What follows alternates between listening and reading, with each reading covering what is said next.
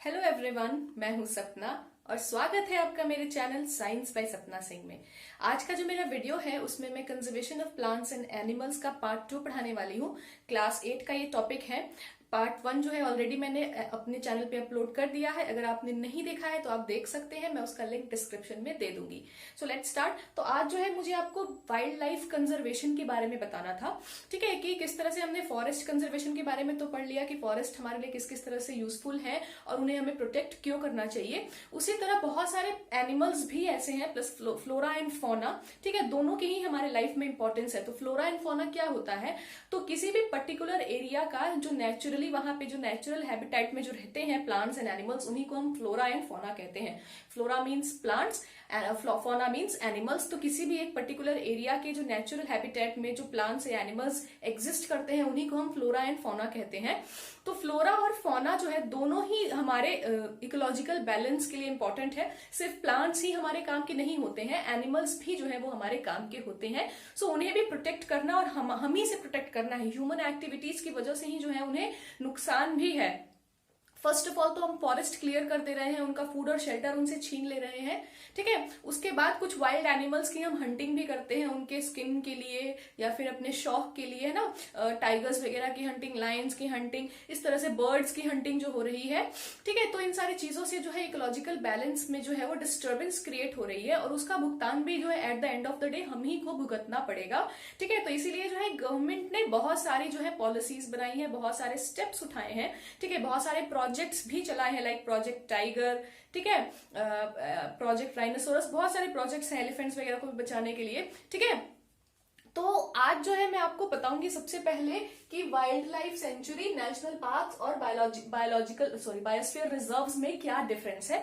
तो ये तीनों ही जो है वो वाइल्ड लाइफ कंजर्वेशन के लिए बनाए गए हैं। ठीक है, गवर्नमेंट्स के थ्रू इन्हें स्टैब्लिश किया जाता है, इन्हें रन करवाया जाता है। प्राइवेट कुछ एजेंसीज भी जो है वो वाइल्ड लाइफ सेंचुरीज को चलाती हैं।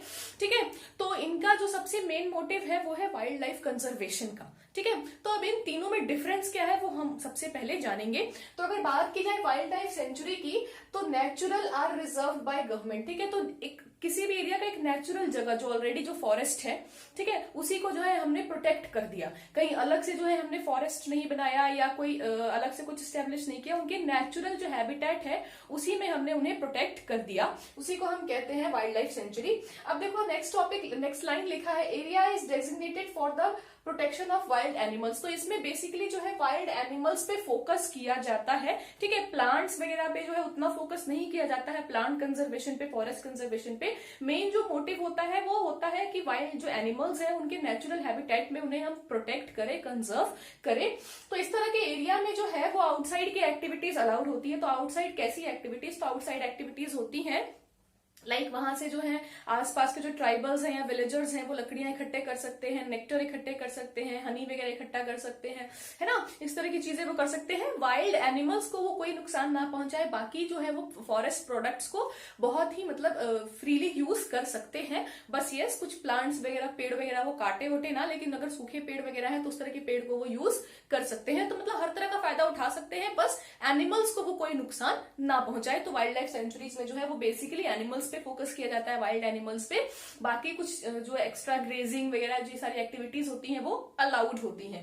ठीक है, उसके बाद ये जो है प्रोटेक्टेड एरियाज की कैटेगरी में आता है, 4 टाइप की कैटेगरी में, ये चौथे नंबर वाली कैटेगरी में जो है वो वाइल्ड लाइफ सेंचुरीज आता है।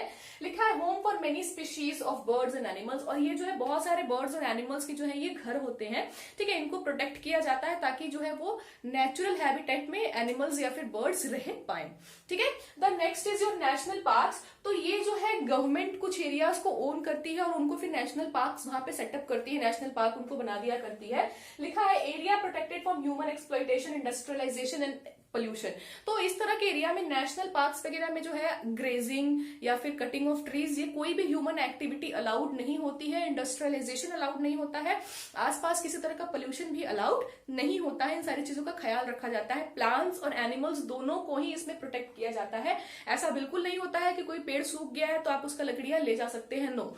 एक्स्ट्रा आउटसाइडर्स जो है वो बिल्कुल अलाउड नहीं होते हैं, ट्राइबल्स वगैरह कोई भी अलाउड नहीं होते हैं नेशनल पार्क्स में। ठीक है, ये जो है प्रोटेक्टेड एरिया 2 टाइप की कैटेगरी में आता है।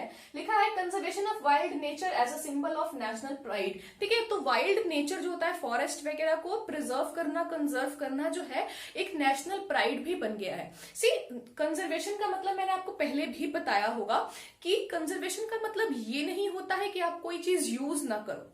ठीक है, आप उसे बहुत सही तरीके से जुडिशियली यूज करो, इस तरह से हम यूज करें ताकि उससे जो है कोई नुकसान ना हो। ठीक है, इसी को हम कंजर्वेशन कहते हैं, है ना।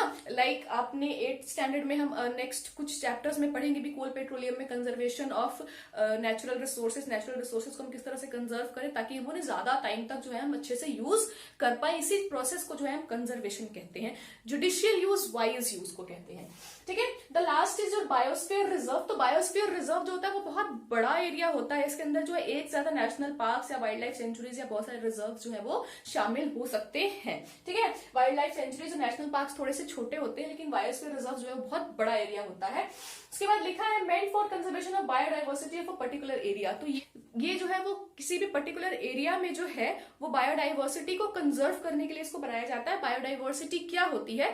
तो बायो का मतलब होता है लाइफ, डाइवर्सिटी मीन्स भिन्नता, जो मैंने आपको ऑलरेडी बता रखा है। मतलब डिफरेंट डिफरेंट जो लाइफ फॉर्म्स हम देखने को मिलता है, प्लांट्स में कितनी सारी वेराइटीज है, राइट, एनिमल्स में कितनी सारी वेराइटीज है ना। तो किसी भी पर्टिकुलर हैबिटेट का जो हम कंजर्वेशन करते हैं, वहां के प्लांट्स और एनिमल्स को, फ्लोरा एंड फौना दोनों को प्रोटेक्ट करते हैं, वो जो है बायोस्फीयर रिजर्व्स के अंदर आता है। अब देखो इसके 3 पार्ट्स होती हैं। जो बायोस्फीयर रिजर्व है वो जो एरिया है उसको 3 पार्ट्स में डिवाइड कर दिया जाता है। जो सबसे अंदर वाला पार्ट होता है, जो मेन जो फॉरेस्ट वाला पार्ट होता है, दैट इज योर कोर। उसके बाद कुछ एरिया होता है buffer, and the last area cider में उसको मार्जिनल कहते हैं। तो मार्जिनल वाले एरिया में जो है थोड़ी बहुत जो है